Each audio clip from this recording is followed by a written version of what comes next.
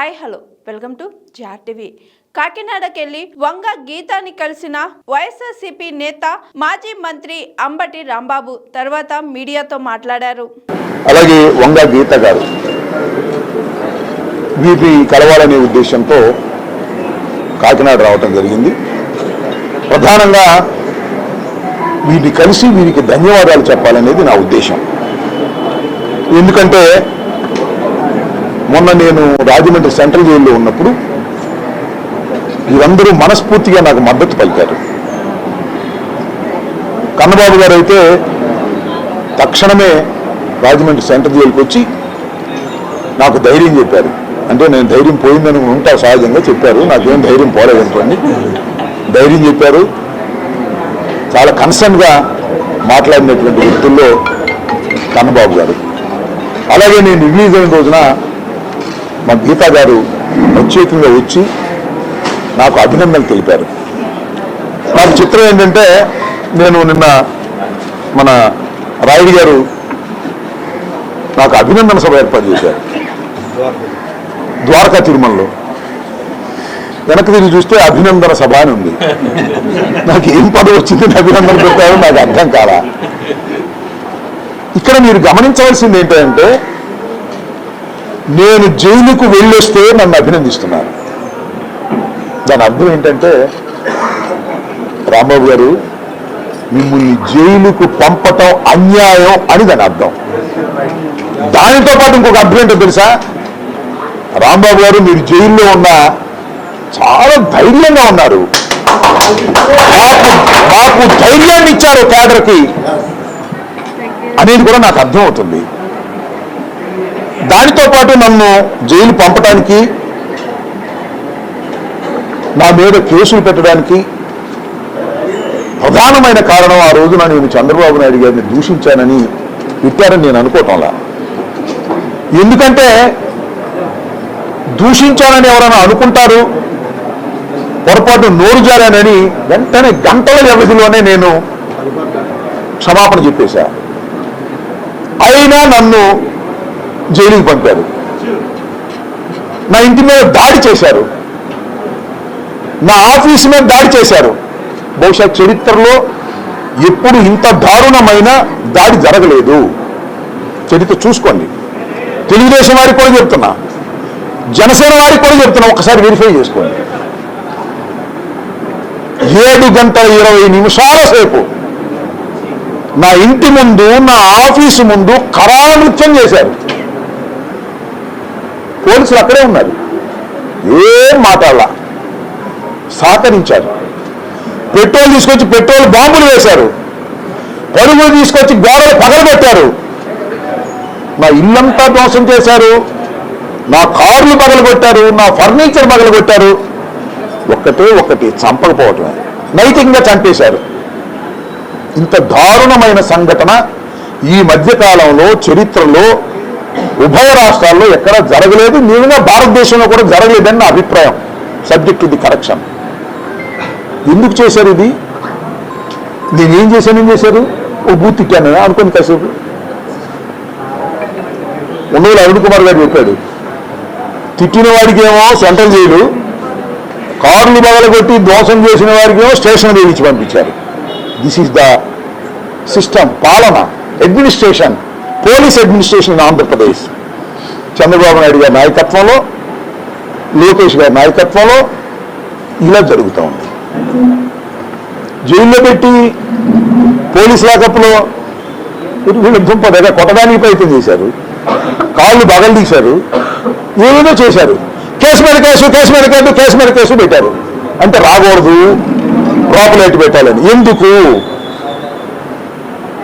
అంటే లోకేష్ రాసిన red book నా కుక్క కూడా భయపడదు అని అన్నందుక, లేదు సంక్రాంతికి ఒక చక్కని పాట రాజకీయ పార్టీ పాట రాసి డాన్స్ చేసినందుక, వచ్చేది జగనన్నే, కూటమిని కూల్చేది కూడా జగనన్నే, నీ రెడ్ బుక్ నా కుక్క కూడా లెక్క చేయదు. వింటున్నావా చంద్రబాబు, చెబుతున్నాడు రాంబాబు అన్నందుకు పెట్టావు రావులా.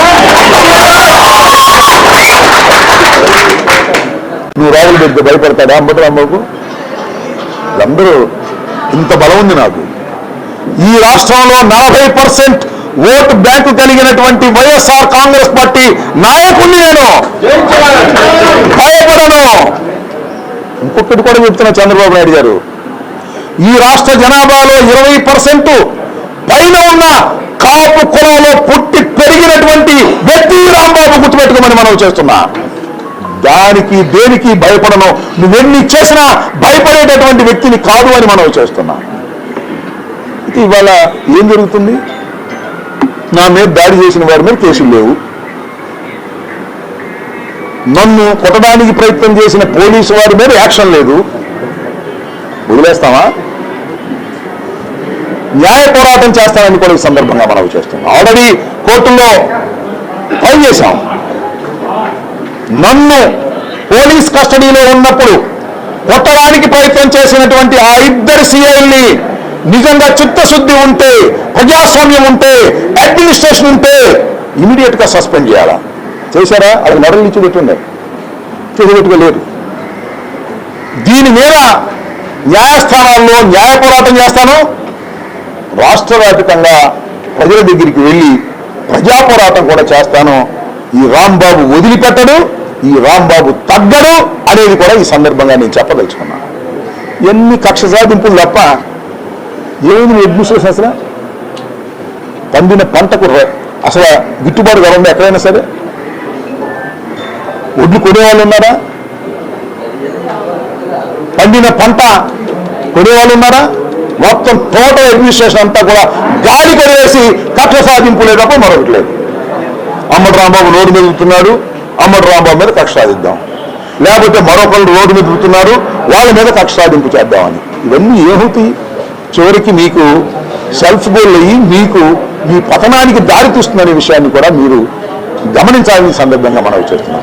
ఇప్పటికైనా ఈ కాకినాడ నుంచి డిమాండ్ చేస్తున్నా, నా మీద కేసులు పెట్టారు, లోపల పెట్టారు, I can face it in the court. కానీ నా ఇంటి మీద దాడి చేసినటువంటి వ్యక్తుల మీద మీరు ఖచ్చితమైన యాక్షన్ తీసుకోండి. మీకు బుద్ధి ఉంటే పోలీసులు ఎవరైతే నన్ను కొనడానికి ప్రయత్నం చేశారో వారిని సస్పెండ్ చేసి విచారణ జరపండి. మీకు చిత్తశుద్ధి ఉంటే. మీకు చిత్తశుద్ధి లేకపోతే న్యాయస్థానాల ద్వారా ఇవి జరిగేటట్టు చూస్తాం. న్యాయస్థానాల్లో లాంగ్ ప్రొసీజర్ జరిగితే 3 సంవత్సరాలు దాటితే మళ్ళా ఈ రాష్ట్రానికి జగన్మోహన్ రెడ్డి ముఖ్యమంత్రి కాబోతున్నాడని కూడా నేను స్పష్టంగా చెప్పాను. నేను కిర్లంపూడి వెళ్ళాను, నేను రాజమండ్రి వెళ్ళాను, మొన్న ద్వారకా తిరుమల వెళ్ళాను, ఇవాళ కాకినాడ మన కన్నబాబు గారి దగ్గరికి వచ్చాను, మళ్ళా ఇప్పుడు త్రిమూర్తులు గారి దగ్గరికి వెళ్తున్నాను. ఎక్కడికి వెళ్ళినా ప్రజల్లో కసి పెరిగింది. పరిపాలన గాలి కొద్దేశాడు చంద్రబాబు నాయుడు. వాళ్ళ అబ్బాయి చంద్రబాబు నాయుడు కలిసి రాష్ట్రాన్ని దోచుకొని సంచుడు డబ్బులు తీసుకెళ్లి హైదరాబాద్లో దాచుకోవటం తప్ప రెండో పనే లేదు వాళ్ళకి. అడ్మిషన్ అంతా కొలాప్స్ అయిపోయింది. రైతులు సర్వనాశనం అయిపోయే దశకు తీసుకువెళ్లారు. అలాంటి పరిపాలన ఇక మనకు వద్దు అని 2 సంవత్సరాల్లోనే ప్రజలు నిర్ణయించుకున్నారు అనేది నా వ్యక్తిగతమైన అభిప్రాయం. కాబట్టి మీరు చూడండి, లోకల్ బాడీ ఎలక్షన్స్ పెడితే చూద్దాం, పోలీసులు ప్రయోగించకపోతే. ఇవన్నీ కూడా మీ అందరి ఆశీస్సులతో ప్రజా వ్యతిరేకత మూటగట్టుకున్నటువంటి ఈ ప్రభుత్వాన్ని దించేంత వరకు కూడా మనం అందరం కలిసికట్టుగా పనిచేద్దామని ఈ సందర్భంగా నేను మనవి చేస్తున్నాను. కాపుడికి అందరికీ నా కాపు నేతలే కాదు, నాకు ఇక్కడ అందరూ ఉన్నారు. That's okay. నేను ఆ సందర్భంలో చెప్పిందంటే నాకు వచ్చిన పలకరించిన వాళ్ళందరికీ, నాట్ ఓన్లీ కాపులు రియాక్ట్ అయ్యారు, కడమ పిల్లలు కూడా రియాక్ట్ అయ్యి. అసలు ఎలా ఉందంటే కాంగ్రెస్ పార్టీకి సంబంధించి వైఎస్ఆర్ కాంగ్రెస్ పార్టీలో ఉన్న ప్రతి కార్యకర్త మీరు చూశారుగా, వాళ్ళు వస్తుంటే రాంబాబు గారు మీరు అలా అని అంటున్నారు అంటే ఒక ధైర్యాన్ని నా ద్వారా వారు పొందారు. నాకు తెలుసది, నేను జైలుకి వెళ్తే నేను భయపడుకోకుండా ఉంటేనే నా కార్యకర్తలకు ఉత్సాహాన్ని ఇస్తానని. నన్ను ఎవరు అడిగారు, ఏమండి లోపలికి వెళ్ళేటప్పుడు ఏమనిపించింది సార్ మీకు అని.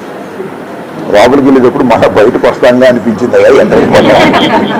సో అందరికీ వైఎస్ఆర్ కాంగ్రెస్ పార్టీలో ఉన్నటువంటి కార్యకర్తలకి, నా కోసం పనిచేసినటువంటి కార్యకర్తలు, కాపు సోదరులు అన్ని కులాలకి సంబంధించిన వారు ఎవరైతే మద్దతు ఇచ్చారో వాళ్ళందరికీ కూడా నేను ఈ సందర్భంగా నా హృదయపూర్వకమైన ధన్యవాదాలు తెలియజేస్తున్నాను. మరొక అంశం ఏంటంటే కాపులు వైఎస్ఆర్సీపీలో లేరు. వైఎస్ఆర్సీపీలో ఉన్నారా? ఎక్కువ మంది లేరుగా. మన కూటమిలో ఉన్నారు ఎక్కువ మంది. వాళ్ళందరూ కూడా మనం చేస్తున్నా అయ్యా దీన్ని ఖండించరా బాబు మీకు. ఎందుకంటే సరే ఆయన ఎవరో ఖండించడం మానేశాడులే. నేనేంటంటే ఇవాళ నాకు జరిగింది, రేపు నీకు జరిగింది.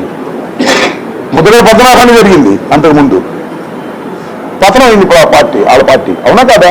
ముద్రగడ పద్మనాభం గారు తీసుకెళ్లి జైలు లాంటి ఒక హాస్పిటల్లో పెట్టి ఇష్టం వచ్చినట్టు చేసి వాళ్ళ భార్యను తిట్టి వాళ్ళ కొడుకుని తిట్టి చేశారే. పడిపోరా ప్రభుత్వం? ఇలాంటి చర్యలు చేస్తే పడిపోవా ప్రభుత్వాలు?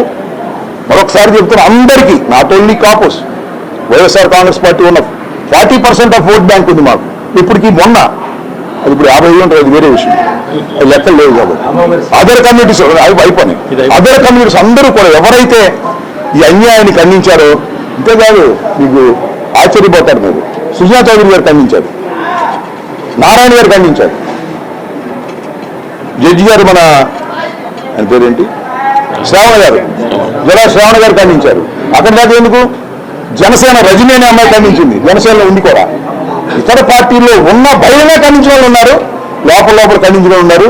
నాకు ఫోన్ చేసి రాంబాబు గారికి అన్యాయం మేము తెలుగుదేశంలో ఉన్నాం, మేము బయటపడటం బాగుంది చెప్పిన వాళ్ళు తెలుగుదేశం నాయకులు ఇంతమంది ఉన్నారు. అన్యాయాన్ని ఖండించాల్సింది ఎవరైనా సరే. చాట్లు ఖండిస్తారా, బహిరంగంగా ఖండిస్తారా అని బహిరంగ ఖండించిన వాళ్ళు మీకు తెలుసు, చాట్లుగా ఖండించిన వాళ్ళు నాకు తెలుసు. చెప్పమ్మా. 2024 ఎలక్షన్ జరిగింది, 2029 ఎలక్షన్ జరుగుతుంది. ఇప్పుడు 2 ఇయర్స్ మాత్రమే జరిగింది. 24లో ఎలక్షన్ జరిగిందంటే 29లో మళ్ళీ జరుగుతుంది. ఇప్పుడు 2 సంవత్సరాలు మాత్రమే గవర్నమెంట్ వచ్చింది. ఇప్పుడు మీ సభలో సమావేశాలు లేకపోతే మీ నాయకుడు జగన్ గారు పెట్టే సమావేశాల్లో 29లో మనమే అవుతున్నాం అని చెప్తారు తప్పించి ఇప్పుడు ప్రజా సమస్యల మీద ప్రత్యేక కార్యాచరణ ఏం చేస్తున్నారు? ప్రజా సమస్యల మీద ప్రత్యేకంగా కార్యాచరణ ఏమీ చేయకుండా ఎవరు చెప్పారు? 29లో మేము అవుతున్నాం. ఇప్పుడు కూడా ఈ ప్రెస్ మీట్ లో కూడా 29లో మేమే గవర్నమెంట్ లోకి వస్తున్నాం అంటారు తప్పించి ఇప్పుడు ప్రజెంట్ గవర్నమెంట్ మీద లేదా ప్రజల మీద సమస్యల మీద మీరు ప్రత్యేకంగా చేస్తున్న చర్యలే. ఎవరు చెప్పారు నీకు పంచాయతీ ఏం చేయలేదని? ఈ ప్రభుత్వం మీద ఎన్ని ఉద్యమాలు నడుపుతున్నాము, రైతులు గిట్టుబాటు ధర మీద నడపలేదా? Not following. అంటే మీరు చెప్పేది ఏంటి? వైఎస్ఆర్ కాంగ్రెస్ పార్టీ ఓడికినే 2029లో అధికారంలోకి వస్తామని చెప్పడం తప్ప మీరు ప్రజా సమస్యల మీద మీరు కలగట్లేదు అనేది కరెక్ట్ కాదు. అనేక ప్రజా సమస్యల మీద కలిగేటువంటి కార్యక్రమాలు చేస్తున్నాం. ఏమండి పత్తికి గిట్టుబాటు ధర లేదంటే జగన్మోహన్ రెడ్డి గారు వెళ్ళాడుగా, మిర్చికి గిట్టుబాటు ధర రాలేదంటే జగన్మోహన్ రెడ్డి గారు వెళ్ళాడుగా. ఏంటి ఇవన్నీ ప్రజా ఉద్యమాలు ఖచ్చితంగా వైఎస్ఆర్ కాంగ్రెస్ పార్టీ కన్స్ట్రక్టివ్గా చేస్తుంది. మీరు గమనించకపోతే మేము చేయగలిగింది లేదు. కానీ మీరు ఏమైనా సలహాలు ఇస్తే చెప్పండి, అవి నచ్చితే పాటిస్తాం, దానిలో ఏ అభ్యంతరం లేదు. ఎప్పుడు పోరాట పటిమతోనే వైఎస్ఆర్ కాంగ్రెస్ పార్టీ జగన్మోహన్ రెడ్డి గారు ముందుకు వెళ్తారు. నేను చెప్పేది ఏంటంటే ప్రభుత్వం చేస్తున్నటువంటి అప్రజాస్వామికమైన విధానాలు, ఒకవైపున ప్రజలకు కావలసినటువంటి పనులు చేయకోకుండా కేవలం కక్ష సాధింపు చర్యలు, రెడ్ బుక్కులు ఇట్లాంటివి పెట్టుకునే చేస్తున్నారు. కాబట్టి ఈ ప్రభుత్వం మీద వ్యతిరేకత పెరిగింది కాబట్టి 2029కి వైఎస్ఆర్ కాంగ్రెస్ పార్టీ అధికారంలోకి వస్తుంది, కూటమి కూలిపోతుంది అనేది నా అంచనా. మా అంచనాకి అందరూ ఒప్పుకుంటారు లేదు చూద్దాం.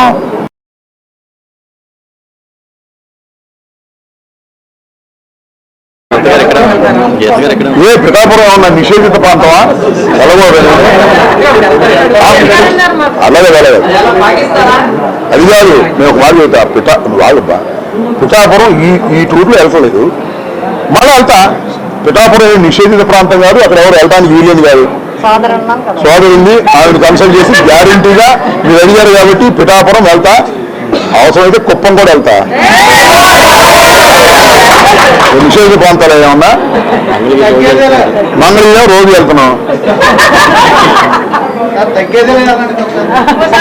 నేను తగ్గేదే లేదని పద్దాక అవసరం లేదు, మీరు నన్ను చూస్తేనే మీకు అర్థమైంది తగ్గుతాను లేదు. కాబట్టి కొంతమంది తగ్గామన్నారు, ఒళ్ళు తగ్గిద్ది తప్ప పవర్ కాదు, పట్టుదల కసి. నేను ఒకటే మనవి చేస్తున్నా, ఎంత దుర్మార్గం అండి. ఒక బెయిల్ వేస్తే ఇంకో కేసేస్తారా, ఇంకో దానిలో బెయిల్ వేస్తే మళ్ళీ ఇంకో కేసేస్తారా? ఇది అన్నాలు పెట్టుకుంటారు. నన్ను 36 కేసులు పెట్టారు మొత్తం. ఏంది నాకు 68 సంవత్సరాలు. కానీ ఎక్కడ భయపడలేదు. ఎందుకు భయపడలేదు నేను చెప్పండి? మీరందరూ ఉన్నారని నేను భయపడలేదు. వైఎస్ఆర్ కాంగ్రెస్ పార్టీ ఉందని నేను భయపడలేదు. జగన్మోహన్ రెడ్డి నాకు అండగా ఉన్నాడని భయపడలేదు. అంటే భయపడి బతికే కంటే ధైర్యంగా సావటం మీరని నమ్మేవాడిని నేను. అవసరమైతే ప్రాణాలకు తెగించైనా పోరాడతా. ఎందుకంటే చాలా మందిని చంపాడు చంద్రబాబు నాయుడు. తడిగుడ్డలతో గొంతుకు చంపేశాడు. అలా చంపేస్తాడు. ఏదైనా చేస్తారు వాళ్ళు. కుట్రలు కుతంత్రాలకి నిలయం చంద్రబాబు. అందువల్ల ఎక్కడ తగ్గేది లేదు, పవర్ తగ్గేది లేదు. ముందుకు వెళ్ళేదే ప్రజా ఉద్యమాలు నిర్మిస్తాం, ప్రజా వ్యతిరేక పోరాటాలు చేస్తాం. ప్రజా వ్యతిరేకంగా ఉన్నటువంటి వాళ్ళని, అంటే ప్రజా వ్యతిరేకంగా చేస్తున్నటువంటి చంద్రబాబు మీద పోరాటాలు చేస్తాం. నా పోరాటం కూడా ఆగదు. అటు న్యాయ పోరాటం, ఇది ప్రజల పోరాటం. దీన్ని ఏంటది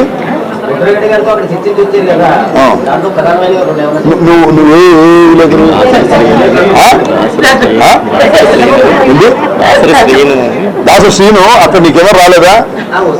మరి ఆమె అడిగి తెలుసుకోవాలి. అక్కడ అడిగి తెలుసుకోవచ్చు. Hi, this is Swathi. Like చేయండి, షేర్ చేయండి, కమెంట్ చేయండి అండ్ సబ్స్క్రైబ్ చేయండి GR TV.